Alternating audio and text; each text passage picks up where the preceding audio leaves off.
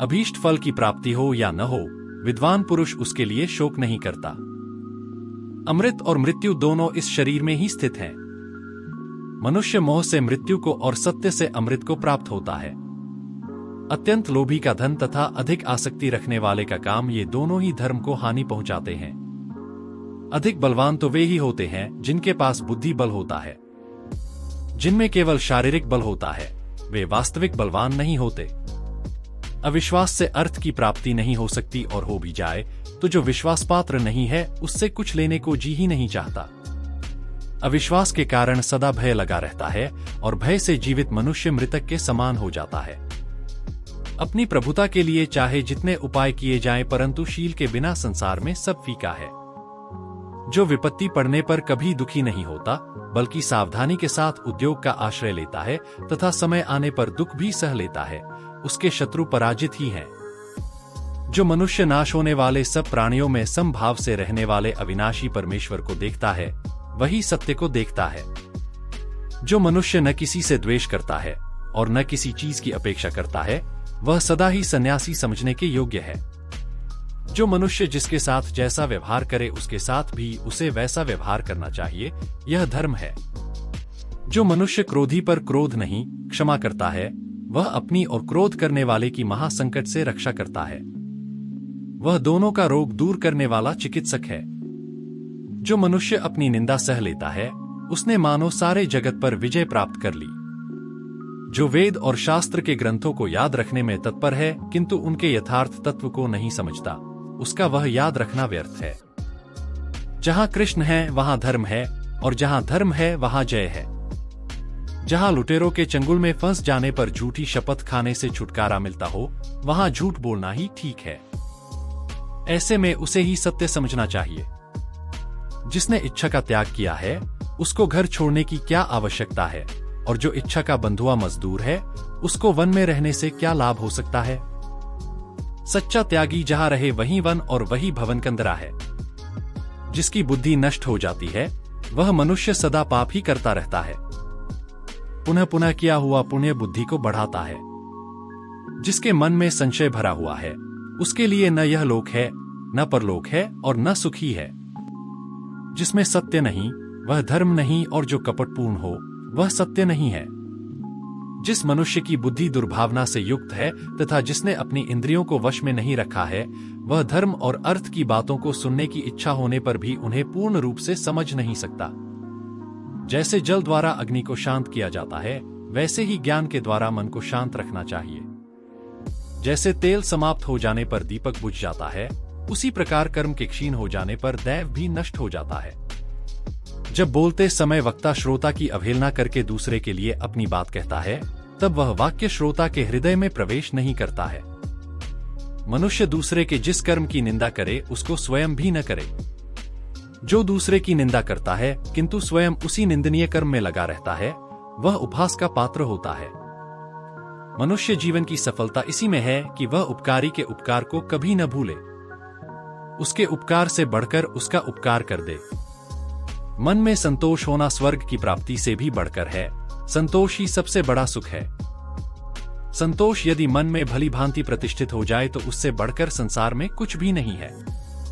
मन, वचन और कर्म से सब प्राणियों के प्रति अदोह अनुग्रह और दान, यह सज्जनों का सनातन धर्म है। माता के रहते मनुष्य को कभी चिंता नहीं होती, बुढ़ापा उसे अपनी ओर नहीं खींचता। जो अपनी माँ को पुकारता हुआ घर में प्रवेश करता है, वह निर्धन होता हुआ भी मानो अन्नपूर्णा के पास चला आता है। मन का दुख मिट जाने पर शरीर का दुख भी मिट जाता है। मेरा कहना तो यह है कि प्रमाद मृत्यु है और अप्रमाद अमृत।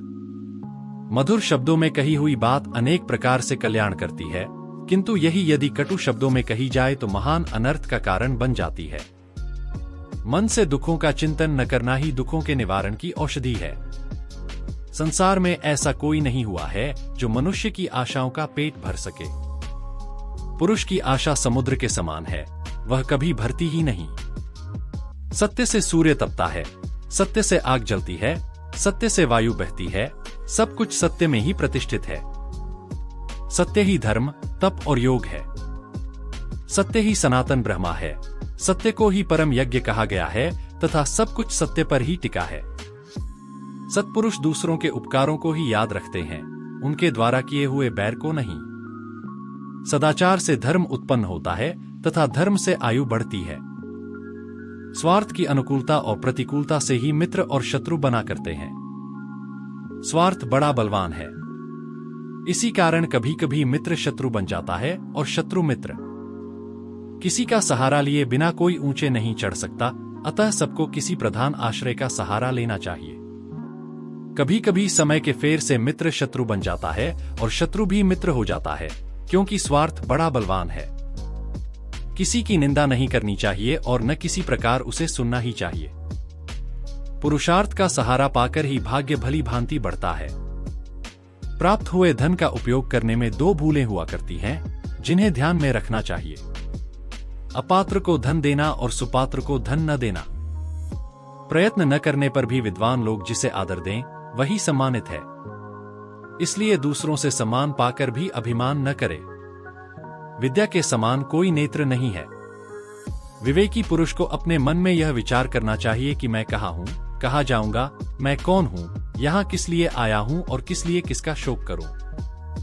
विजय की इच्छा रखने वाले शूरवीर अपने बल और पराक्रम से वैसी विजय नहीं पाते जैसी कि सत्य, सज्जनता, धर्म तथा उत्साह से प्राप्त कर लेते हैं।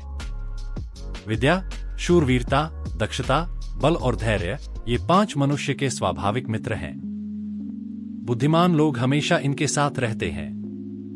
धर्म का पालन करने पर जिस धन की प्राप्ति होती है, उससे बढ़कर कोई धन नहीं है। धर्म, सत्य, सदाचार, बल और लक्ष्मी सब शील के ही आश्रय पर रहते हैं। शील ही सबकी नींव है। दुखों में जिसका मन उदास नहीं होता, सुखों में जिसकी आसक्ति नहीं होती तथा जो राग, भय व क्रोध से रहित होता है, वही स्थिति प्रज्ञ है। दुख को दूर करने की एक ही अमोघ औषधि है मन से दुखों की चिंता न करना। बुद्धिमान पुरुष को चाहिए कि सुख या दुख, प्रिय अथवा अप्रिय, जो प्राप्त हो जाए उसका हृदय से स्वागत करे, कभी हिम्मत न हारे। बलवती आशा कष्टप्रद है, नैराश्य परम सुख है।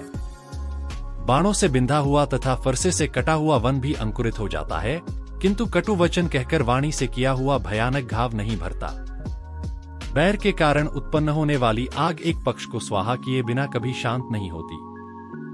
न कोई किसी का मित्र है और न कोई किसी का शत्रु। स्वार्थ से ही मित्र और शत्रु एक दूसरे से बंधे हुए हैं। निरोगी रहना, ऋणी न होना, अच्छे लोगों से मेल रखना, अपनी वृत्ति से जीविका चलाना और निर्भय होकर रहना, ये मनुष्य के सुख हैं। राजधर्म एक नौका के समान है।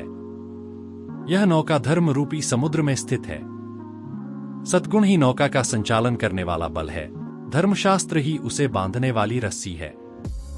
राजन, यद्यपि कहीं कहीं शीलहीन मनुष्य भी राज्य लक्ष्मी प्राप्त कर लेते हैं, तथापि वे चिरकाल तक उसका उपभोग नहीं कर पाते और मूल सहित नष्ट हो जाते हैं। राजा की स्थिति प्रजा पर ही निर्भर होती है। जिसे पुरवासी और देशवासियों को प्रसन्न रखने की कला आती है, वह राजा इस लोक और परलोक में सुख पाता है। यदि अपने पास धन इकट्ठा हो जाए तो वह पाले हुए शत्रु के समान है, क्योंकि उसे छोड़ना भी कठिन हो जाता है। गहरे जल से भरी हुई नदियां समुद्र में मिल जाती हैं, परंतु जैसे उनके जल से समुद्र तृप्त नहीं होता, उस प्रकार चाहे जितना धन प्राप्त हो जाए, पर लोभी तृप्त नहीं होता। ज्ञान रूप, जाने योग्य और ज्ञान से प्राप्त होने वाला परमात्मा सबके हृदय में विराजमान है। क्षमा धर्म है, क्षमा यज्ञ है, क्षमा वेद है और क्षमा शास्त्र है। जो इस प्रकार जानता है, वह सब कुछ क्षमा करने योग्य हो जाता है। लोभी मनुष्य किसी कार्य के दोषों को नहीं समझता, वह लोभ और मोह से प्रवृत्त हो जाता है। शोक करने वाला मनुष्य न तो मरे हुए के साथ जाता है और न स्वयं ही मरता है। जब लोक की यही स्वाभाविक स्थिति है, तब आप किस लिए बार बार शोक कर रहे हैं? दोस्तों, इस वीडियो में बस इतना ही। अगर आपको यह वीडियो पसंद आए तो लाइक करें, शेयर करें, सब्सक्राइब करें और कमेंट करें। धन्यवाद।